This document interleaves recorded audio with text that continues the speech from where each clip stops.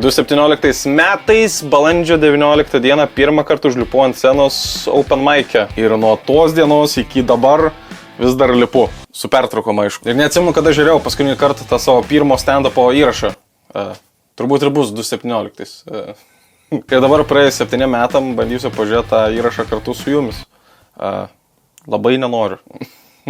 Bet vis daug žiūrim. Gerai, tai žiūrim mano 2017 metų stand-upą. Bet kaip nenoriu rašiau. O, kas mikrofonas. Labas vakaras, Žiepalas!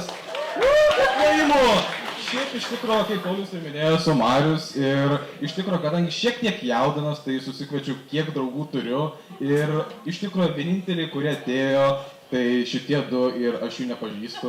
Blet, aš dievinu savo tą pilną pasitikėjimo savim kūno kalbą. Blet, na, aš negaliu žiūrėti. Aš čia dar su plaukais, jeigu tai galima plaukais vadinti. Jo, ir iš tikrųjų didžiausia priežastis, kodėl aš užsiregistravau, ne dėl to, kad pajuokaut norėjau, o dėl to, kad šiandien man džemas stato alaus nachaliavai. Ir tai atrodo man keista, nes kaip alkoholiko tikras sapnas. Tipo, alaus nachaliavai. Jo, ir šiaip iš tikrųjų... Pirmas bairis, pirmas punchline'as ir į tylą. Nelabai kas pasikeitė, matau. Gerai. Ar yra dar mėgstančių alų čia, Džempaja, paplokit plojimais? O, kiek daug, ne? Pizda, koks relatable. Ar yra čia dar mėgstančių alų čia kažkas? Aš dabar nežinau, ar man dabar nejauku yra labiau žiūrėti save, ar man tada ant scenos buvo labiau nejauku. Šiaip iš tikrųjų labai gerai, nes reikia palaikyti alkoholizmo procentą ne tik kaimuose, bet ir miestuose, ar ne? Va tas bičias tikrai mato važiuos taksų namo. Šiaip iš tikrųjų, ar pastebėjot, kad sunku rasti normalų taksistą? Aš mikrofoną neapsisprendžiu, kurioje rankoje laikyti. Aš kas 2 žodžius keičiu į vieną iš kitos pusės pirmyn atgal. Į kitą taksą aš filmą žiūriu.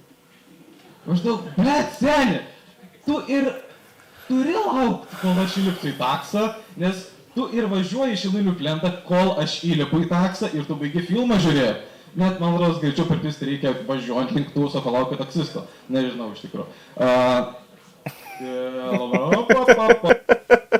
Aš atsimenu, kad aš žoskai jaudinaus prieš tą pirmą lipimą ir aš dieną prieš iki 4 ryto gal sėdėjau pas Černiauską Mindaugą, kur praeitam video matėt. Tam padėjo pasikoreguoti bairius dar kažką ir iki 4 ar 5 ryto, neatsimenu, kažkada grįžau namo ir man į darbą reikėjo 8 keltis. Aš 4 valandas miegojęs, nuvariau į darbą. Darbo metu laisvais tarpais repetavau, mokinausi tos bairius ir aš nuėjau, atsigėriau vieną alaus, atsimenu, prieš lipant ir mane tas vienas alaus taip sudaužė ir man pradėjo pintis liežuvis ir aš dabar nežinau, ar man tas alus taip suveikė, ar aš tiesiog iš jaudulio nemoku šnekėti. Nu da, 2 minutės liko, reikia pabaigti, išgyventi šitą cringe festą. Šiaip iš tikro, alus veikia, neatsimenu Mairio, pokui. Va, čia ta vieta, kurio man tikrai alus kikina ir aš pradėjau atminti šlubuoti. Alkoholis, mažai miego ir ekstra jaudulio maišas. Vat, tobulas kokteilis lipt ant scenos.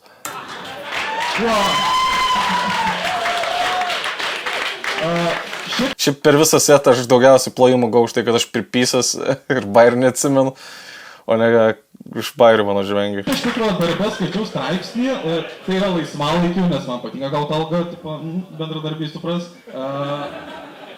Ir skaičiau straipsnį, kad Kinijoje yra toks dalykas kaip žmonų turgus. Maždaug eina šeimyna su savo sūnumis ir ieško jam antros pusės. Blet, jūs įsivaizduokit, kaip sunku, nes tai praktiškai tas pats, kaip eidavot su tėvais pirkti rūbų.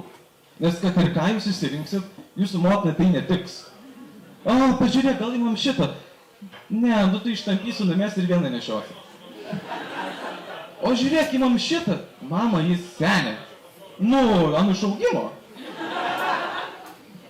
O 5 euros neleisite čia? O čia medžikytė gera? Aha. O čia ne kino gamybos? Ne. Pirmi jokai. Jo, iš tikrųjų. Šiaip aš myliu savo tėvus, nes šiaip ne tiek tėvus, bet savo motiną, nes jis šiaip yra man įkvėpimas, dėl ko ir stand-upinu. Nes jinai vis mėgsta matyti naujus dalykus.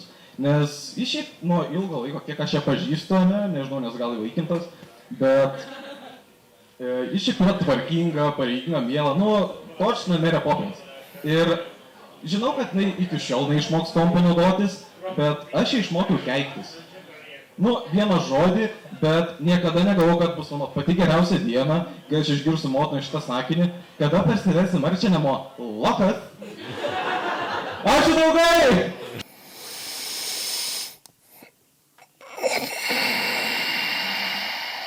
Blet, kaip blogai buvo. O tie. Jo, 7 metai atgal. Pizda, kaip aš lėtai progresą dar. Nu, bet dabar tikrai geriau jaučiuos, kad tikrai man geriau sekas. Nebenuvertint taip stipriai savęs. Realiai dabar keistai jaučiuos. Šiaip keista žiūrėti savį iš šono, bet tuo pačiu ir cool. Kai matau, kad tobulėjau, nes atrodo, kai lipi, tipo, tiesiog ant scenos, dabar vėl ilgą pertrauką buvau padaręs, gal pusmetį kokį. Vieną kartą jau buvau užlipęs. Tai smagu matyti, nes kai, nemoku pasakyti, smagu matyti, kad pasirodo tobulėjau. Realiai, jeigu darai vieną tą patį dalyką labai ilgai, tu neišvengsi, kad tu patobulėsi. Kažkas tokio. Tai jo, eikit jau open mic'us, žiūrėkit, kaip mes feilinam, nes mes labai greit ištirnam šitus dalykus iš atminties, nes nenorim atsimint. Ir vaikščiokit jau open mic'us, palaikykit Lietuvos komediją. Tai toks mano pirmas buvo stand-upas. Tikiuosi, jums buvo įdomu žiūrėti, nes man skaudėjo žiūrėti save, blet. Ja. Tikiuosi, jums patiko. Daugiau niekad gyvenime šio nežiūrėsiu. Ir tikiuosi, susitiksim open mic'uose. Ir iki kitos savaitės. Kas, blet.